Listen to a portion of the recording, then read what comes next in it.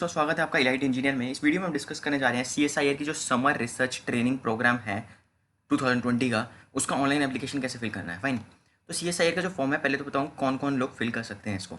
MSc first year second year, ठीक है, BSc final year, BTech final year, MCA first और second year, MTech first year second year, M pharma first and second year students, और जिसका excellent academic record है, ठीक है। तो ये क्यों बोला है, क्योंकि इसके बेस पे सिलेक्शन हो सकता है अगर आपके पास रिसर्च प्रपोजल नहीं है तो, ठीक है। और कोई फैकल्टीज़ हैं, कोई कॉलेज या यूनिवर्सिटी के जो एआईसीटी या यूजीसी और स्टेट या फिर प्राइवेट से एफिलेटेड है, और वो सब भर सकते हैं, ठीक है।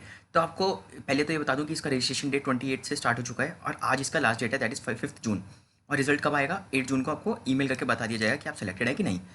तो इसमें क्या क्या आपको बताया जाएगा, देखो इसमें क्या होगा। मान लो आपने कोई कोर्स सेलेक्ट किया, ठीक है। लेट अस कंसीडर मैंने सेलेक्ट किया इलेक्ट्रिक ड्राइव्स, ठीक है। तो इलेक्ट्रिक ड्राइव से जो मेरा फैकल्टी है जिस पे रिसर्च चल रही है, मैं उसको सेलेक्ट करूँगा। तो कैसे सेलेक्ट करना है मैं आपको इसमें बताऊँगा। तो वो क्या करेगा, वो जो है प्रोफेसर आपको वीडियोज़ बना के देगा ऑनलाइन लेक्चर्स की। तो आपको पहले वो ऑनलाइन लेक्चर्स देखने हैं, ठीक है। उसके बाद वो आपको एक प्रोजेक्ट देगा। लेट अस कंसीडर कोई प्रोजेक्ट चल रहा है गवर्नमेंट का, गवर्नमेंट फंडेड प्रोजेक्ट है, ठीक है। उसी आपको गवर्नमेंट पेमेंट दे रही है उस प्रोजेक्ट को कंप्लीट करने की। तो as a part of that project, मतलब अगर मान लो 50,000 का प्रोजेक्ट है, तो उसका पार्ट मतलब 1,000 रुपये या 2,000 रुपया आपको स्टाइपेंड की तरह दे देगा। डिपेंड करता है कि आप काम कितना कर रहे हैं, ठीक है। तो ज़्यादा भी हो सकता है, क्योंकि CSIR 25,000 भी देता है स्टाइपेंड जो होता है। बट अभी समर इंटर्नशिप में इसमें लिखा नहीं है स्टाइपेंड कितना मिलेगा, but sure something they will give, कुछ ना कुछ देंगे वो। और सर्टिफिकेट ऑफ पार्टिसिपेशन का मिलेगा, that is very important if you are planning to do further PhD और पोस्ट डॉक्ट, ओके। और 5 प्रोजेक्ट्स विल जो अवार्ड होगा उसको मेरिट सर्टिफिकेट मिलेगा, ठीक है। टॉप 5 प्रोजेक्ट्स जो है, तो आपका पहले प्रोजेक्ट प्रपोजल देखेंगे अगर आप PhD में हैं, या फिर अगर प्रोजेक्ट कोई प्रपोज करते हैं जो कि हेल्पफुल होगा हमारी सोसाइटी के लिए। बिकॉज आपको पता है most of the research is just by numbers only. जो रिसर्च हो रही है नंबर वाइज हो रही है, कोई क्वालिटी वाइज रिसर्च नहीं हो रही है, ठीक है। सो क्वालिटी को इंप्रूव करने के लिए CSIR लैब है हमारे पास। सिलेक्शन प्रोसेस में जैसे हमको बताया मेरिट बेस पे है। मेरिट मतलब अगर 8.0 CGPA है और 80% है आपके पास, तो सिलेक्शन आपके चांसेस बढ़ जाएंगे। या फिर प्रोजेक्ट की क्वालिटी बहुत अच्छी है आपकी, एक्सीलेंट। और an applicant can give 3 preference of CSIR lab, ठीक है। इसमें जब फॉर्म फिल करेंगे तो CSIR लैब का ऑप्शन पूछेगा, तो 3 CSIR लैब हमें फिल करनी है। फिर उसका आता है शॉर्ट लिस्टेड जो होंगे, उसका हमें 8 तारीख को पता चल जाएगा कि कौन कौन आपके शॉर्ट लिस्टेड हुए हैं, ठीक है। अब आते हैं हम एप्लीकेशन फॉर्म पे, वो भरना कैसे है। आपको जाना है रजिस्ट्रेशन पे, ठीक है। Click here for registration. आज लास्ट डेट है, तो जैसे आप वीडियो देखें आप इसको जल्दी से फिल कर दीजिए, मैं आपको प्रोसेस बताऊंगा इसका। और एक ट्रिक है, आप अगर आपको CSIR लैब में इंटर्नशिप चाहिए तो पहले तो आप इधर स्टूडेंट है या फैकल्टी है वो सेलेक्ट कर लीजिए। तो मैं स्टूडेंट हूँ, मैंने स्टूडेंट सेलेक्ट कर लिया, ठीक है। इसमें क्या करना है, पहले तो अपना नेम डाल देना है। मेरा नाम मयंक अरोड़ा है, या फादर नेम डाल देना है, जेंडर डाल देना है, नेशनलिटी डालनी है, कैटेगरी डालनी है, डेट ऑफ बर्थ डाल देनी है, परमानेंट एड्रेस डाल देना है। फिर अगर आपका सेम है तो सेम कर देना है, यहाँ पे टिक मार देना है। मोबाइल नंबर डाल देना है, ईमेल आईडी डाल देनी है। यहाँ आपकी इन्फॉर्मेशन आ जाएगी। जैसे यहाँ पे 10th क्लास है तो यहाँ पे 10th लिख देना, और हायर सेकेंडरी लिख देना हायर सीनियर सेकेंडरी, यहाँ पे हायर सेकेंडरी। और अगर हायर सेकेंडरी है तो या 12th लिख देना डायरेक्ट, कोई इशू नहीं है। ग्रेजुएशन मेरा बीटेक है तो मैं यहाँ बीटेक डाल दूंगा।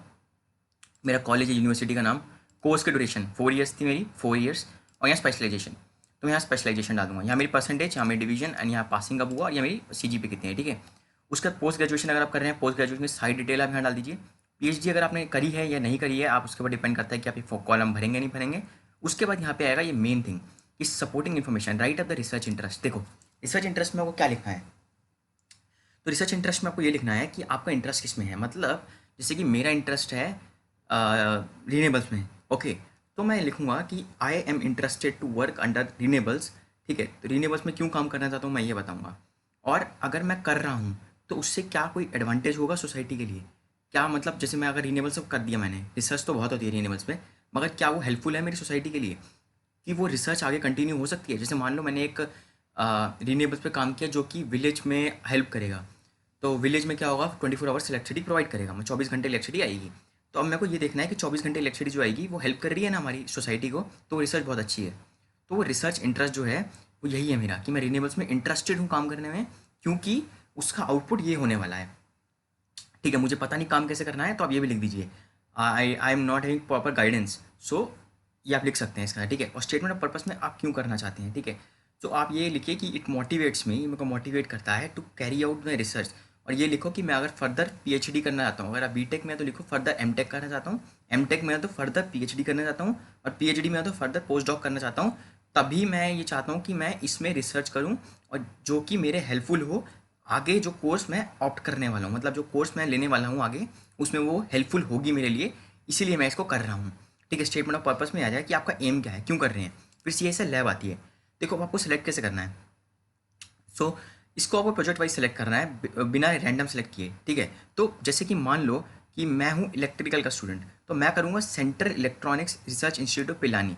तो मेरे को इसमें देखना है कि ये जो लैब है, ये लैब क्या फैसिलिटीज़ दे रही है। ठीक है, मतलब इसमें प्रोफेसर्स कौन कौन से हैं, कौन से लेक्चर्स मिलेंगे, क्या रिसर्च हो रही है, मेरे को ये देखना है। तो मेरे को क्या करना है, जैसे मैंने ये लैब देखी, आपको क्या करना है, सबसे पहले बैक करके आपको लैब्स देखनी है सारी।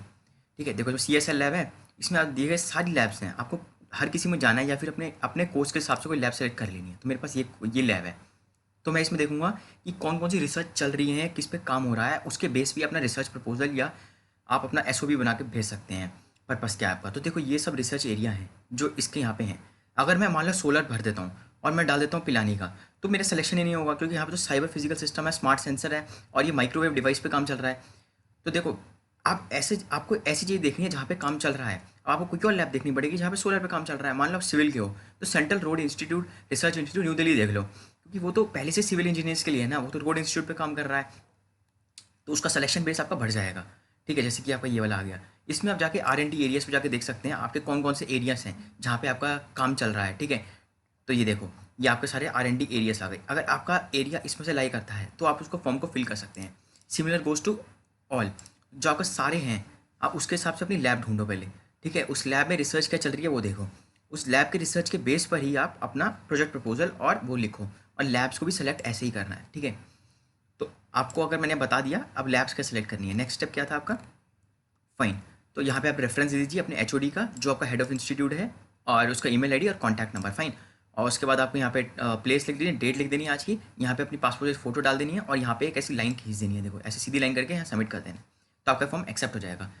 आपका जो चांसेस हैं वो बढ़ जाएंगे, जैसे मैं आपको बोल रहा हूँ वैसे भरने के लिए, क्योंकि रिसर्च इंटरेस्ट और स्टेटमेंट ऑफ पर्पस मैच करना चाहिए कौन सी लैब से आप कर रहे हैं। ठीक है, तो पहले लैब सर्च कीजिए, उसमें पता लगाइए आपको कौन सी रिसर्च करनी है, उसके हिसाब से आप research interest and statement of purpose को लिखिए।